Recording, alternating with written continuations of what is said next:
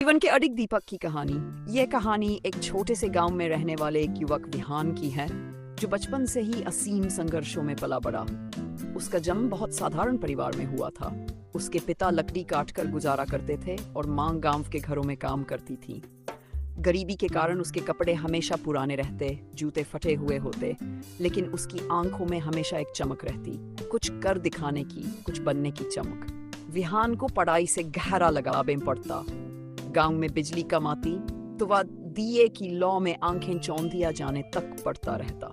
एक रात माँ ने प्यार से उसके सिर पर हाथ रखकर कहा, इतना मत पड़ा कर, आंखें खराब हो जाएंगी। लेकिन विहान ने मुस्कुराकर जवाब दिया, माँ, ये दिया ही तो मेरे सपनों का दीपक है। जब तक जलता रहेगा मेरा सपना भी जिंदा रहेगा। समय बीतता गया। जब हाई स्कूल की परीक्षा आई तो विहान की मुश्किलें और बढ़ गई। उसके पिता बीमार पड़ गए। घर की सारी जिम्मेदारी विहान पर आ गई। सुबह वह अपने पिता की जगह लकड़ियां काटने जाता, दोपहर में मां के काम में हाथ बंटाता और रात को पढ़ाई करता। कई बार उसकी हड्डियां टूटने को होती, मगर हौसला कभी नहीं टूटता। परीक्षा के दिन वो थका हुआ था, मगर उसकी आत्मा में एक अद्भुत साहस था। परीक्षा केंद्र जाते हुए उसने खुद से कहा, अगर मैं हार मान लूंगा तो सारी तकलीफें व्यर्थ हो जाएंगी। मुझे अपनी कहानी का अंत खुद लिखना है। परीक्षा पूरी होने के बाद परिणाम का दिन आया। गांव की गलियों में डाकिया रिजल्ट लेकर पहुंचा। सारे बच्चों के माता पिता रिजल्ट लेने दौड़े। विहान की मामती हुई खड़ी थी। डाकिया बोला, विहान, तू पूरे जिले में पहला आया है। उसकी माँ की आंखों में आंसू भर आए।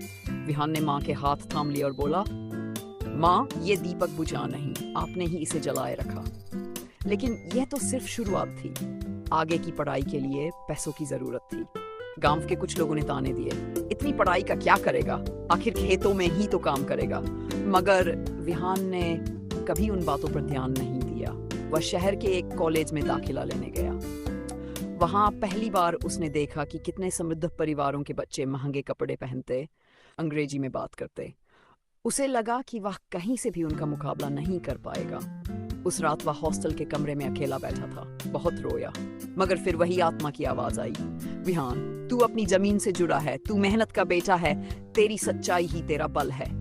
उसने अगले दिन से अपनी कमजोर अंग्रेजी सुधारने का संकल्प लिया। जब दूसरे लड़के मजाक उड़ाते, वह चुपचाप लाइब्रेरी में जाकर शब्दकोश पढ़ता, दिन रात अभ्यास करता। एक साल में ही उसकी बोली इतनी सुधर गई कि प्रोफेसर भी उसकी तारीफ करने लगे।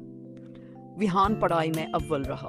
जब अंतिम वर्ष की परीक्षा हुई, उसने पूरे विश्वविद्यालय में पहला स्थान पाया। उसकी कहानी अखबारों में छपी।